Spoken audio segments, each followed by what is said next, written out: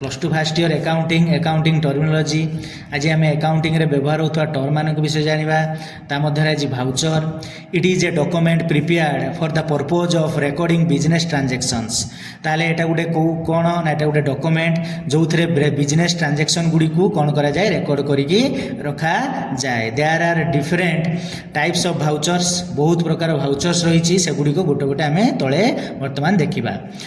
A voucher first a voucher shows one debit and one credit is termed as transaction voucher। जो voucher रे गोटे debit और गोटे credit थाए ताकू कौन कहा जाए ना ट्रांजैक्शन भाउचर कहा जाए। A voucher which contains multiple debit and one credit is termed as debit voucher। जो भाउचर रे बहुत गुड़िक डेबिट एवं गोटे क्रेडिट थाए ताकू कौन कहा जाए ना डेबिट भाउचर कहा जाए।